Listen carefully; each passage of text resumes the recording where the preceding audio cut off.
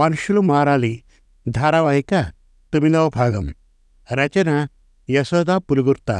కథాపఠనం మల్లవరపు సీతారాం కుమార్. జరిగిన కథ: సుప్రజ, మాధవి, నీరజ ఒకే ఆఫీసులో పనిచేస్తూ ఉంటారు. ఒకరి కష్టసుఖాలు మరొకరు షేర్ చేసుకుంటూ ఉంటారు. సుప్రజ ఆడబడుచు సరళ భర్త మీద అలిగి వచ్చేస్తుంది. సుప్రజ భర్త మోహన్ తన బావతో అక్క సరళ గురించి మాట్లాడతాడు. సరళ అత్తగారు ఇల్లు వదిలి వెళ్ళిపోతారు. నీరజ వంటను ఇంట్లో అందరూ మెచ్చుకున్నా అత్తగారు మాత్రం మెచ్చుకోరు. భర్త వేణుకు ఆ విషయం చెబుతుంది నీరజ. మాధవి మరిది రమేష్ తల్లిదండ్రుల్ని తనతో తీసుకుని వెడతాడు.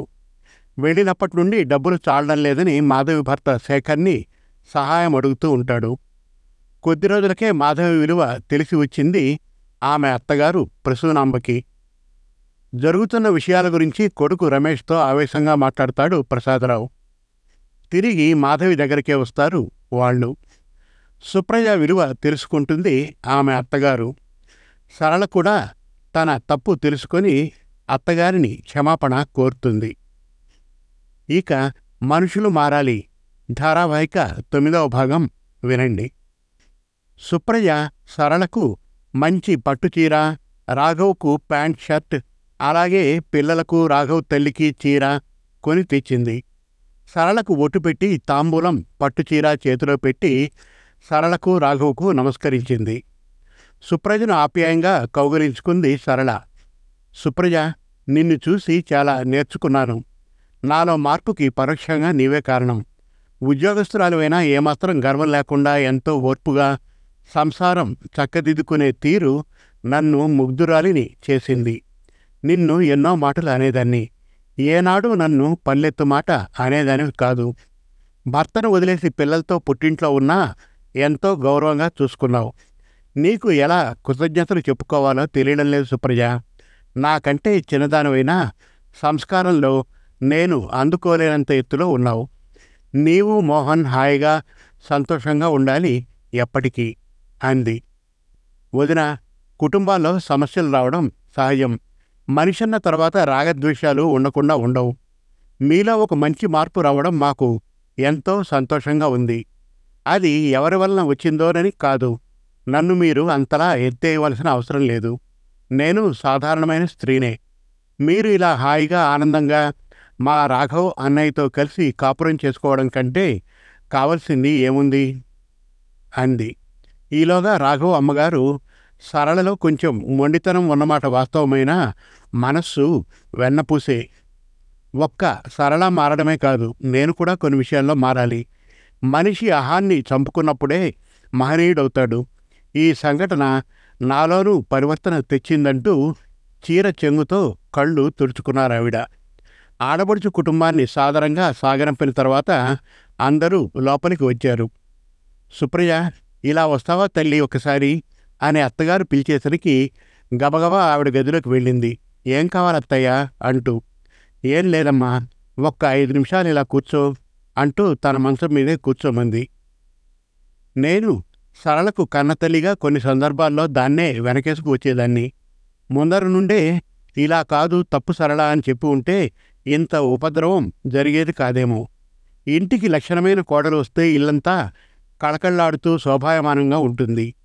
ఈ విషయంలో నేను అదృష్టవంతురాల్ని తల్లి. సరళ ఇక నుండైనా సవ్యంగా కాపురం చేసుకుంటే బాగుండును. పాపం దాని అత్తగారు తిరిగి రావడం అందరి అదృష్టము కూడా. నీకు మోహన్కు ఆ భగవంతుని ఆశీర్వాదాలు సదా ఉండాలని కోరుకుంటున్నాను. అందుకనే పిలిచాను సుప్రజ అందావిడ. అయ్యో అత్తయ్య, మీరు పెద్దవారు. ఇక మీరు ఏమీ ఆలోచించకుండా ప్రశాంతంగా ఉండన్నట్టు అక్కడి నుండి బయటకు వచ్చేసింది సుప్రజ. ఆ రోజు రాత్రి మోహన్ సుప్రజతో, మొత్తానికి మా సరళ అక్కలో మార్పు వచ్చింది. మా బావగారి ముఖంలోని ఆనందాన్ని గమనించావా సుప్రజ అనేసరికి గమనించానని తల ఊపింది. ఆ మన్నాడు ఆఫీసులో మాటల సందర్భంలో సుప్రజ చాలా సంతోషంగా మా ఆడబడుచు సరళ వాళ్ళ అత్తగారు తిరిగి వచ్చారన్న విషయాన్ని అంతా చెబుతూ, సరళ వదనలో ఊహించని మార్పు వచ్చిందే అంటూ మాధవికి నీరజకు చెప్పేసరికి ఇద్దరూ చాలా సంతోషపడ్డారు. మాధవి కూడా వాళ్ళ అత్తగారు మామగారు మరిది ఇంటి నుండి తిరిగి వచ్చేశారని, అక్కడ వాళ్ళకి ఎదురైన ఎన్నో చేదు అనుభవాలు చవిచూసిన మూలాన అక్కడ ఉండలేకపోయారని చెప్పింది. అత్తగారు మునుపట్లా లేరని, తనతో ఎంతో ఆప్యాయంగా ఉంటూ పనుల్లో ఎంతో సహాయకారిగా ఉంటున్నారని చెప్పేసరికి సుప్రజ, నీరజ ఆనందపడ్డారు. పోనీలేవే, నీ కష్టాలు తీరాయి కదా, మరి పార్టీ ఇస్తావా లేదా?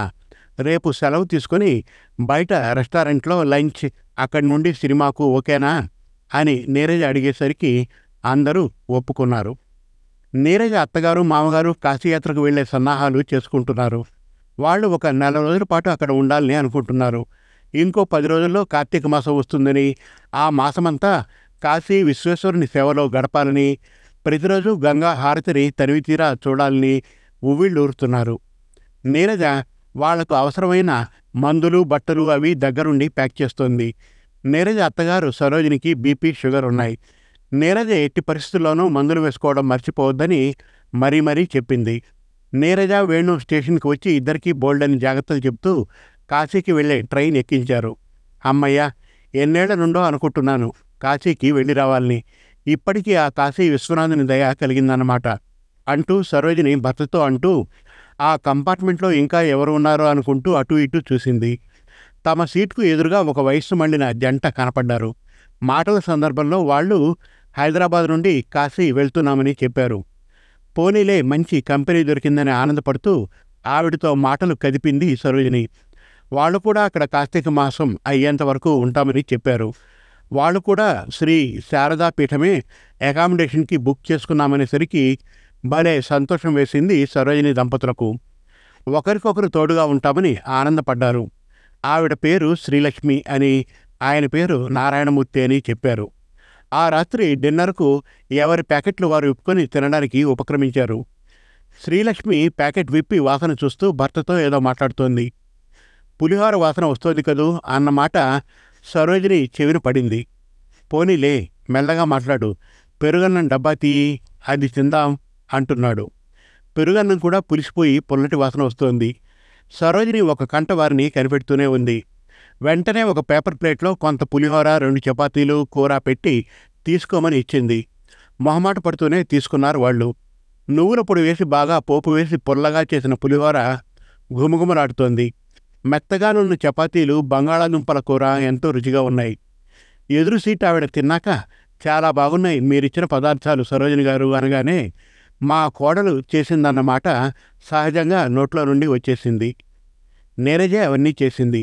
ఇంకా జంతికలు, చెక్కలు, కారపూస లాంటివన్నీ చేసి సర్ది ఇస్తూ ఎప్పుడైనా ఏమీ తినడానికి దొరకపోతే ఉంటాయని ఇచ్చింది. సహజంగా సరోజిని మనస్తత్వం గొప్పతనం అంతా తనకే దక్కాలని ఆరాటపడుతుంది. కానీ నోటమ్మట నిజం పలికిందంటే అబద్ధం సిగ్గుపడిందన్నమాట. నిజంగా మీరెంత అదృష్టవంతులండి సరోజిని గారు. నేను చేస్తానమ్మా వంట అంటే వినదు మా కోడలు. నేను వంట సామాన్లు ఎక్కువ వాడేస్తానేమోనని భయం, అతి పొదుపుతనం, తనకా వంటలు చేయడం రాదు. ఇలా కాదమ్మా అని చెప్పినా వినదు. పులుపు, ఉప్పు, కారం ఏవి ఉండవు వంటల్లో. అందుకే పులిహోర పాడైపోయింది. మీ కోడలు చేసినవి పెద్దవాళ్ళు చేసినట్లు ఎంతో రుచిగా ఉన్నాయి. మీరు అదృష్టవంతులండి. మొదటిసారిగా ఆవిడ ప్రశంసకి అవునంటూ సమాధానమిచ్చింది సరోజిని. ఆవిడకు సరోజిని ఆ సమయంలో ఒక ఆప్త మిత్రురాలిగా తోచింది. ఆవిడ మనసులో ఉన్న ఆవేదనంతా సరోజిని ముందు వెళ్ళబోసుకుంది. కొడుక్కి తమ యందు ప్రేమ ఉన్నా కోడలు తమని గట్టి పరక్కంటే హీనంగా చూస్తోందని చెప్పింది. తన భర్తకు పెన్షన్ వస్తూ ఉన్నా నెల నెలా ఆ పెన్షన్ మొత్తం అంతా తీసేసుకుంటుందని, ఇప్పుడు కూడా కాశీయాత్ర అంత ముఖ్యమా, యాత్రలకే ఖర్చులు దాచుకుంటే రోగాలు రుచులకు పనికొస్తాయి కదా అంటూ మా ప్రయాణాన్ని ఆపడానికి ప్రయత్నించింది. మా అబ్బాయి కాస్త గట్టిగా మాట్లాడేసరికి ఏమని లేక ఊరుకుంది మా కోడలు అని చెప్పింది ఆవిడ. ఇంకా ఉంది మనుషులు మారాలి చివరి భాగం త్వరలో. మరిన్ని చక్కటి కథల కోసం, కవితల కోసం, వెబ్ సిరీస్ కోసం మనతెలుగుకథలు.com విజిట్ చేయండి. Thank you.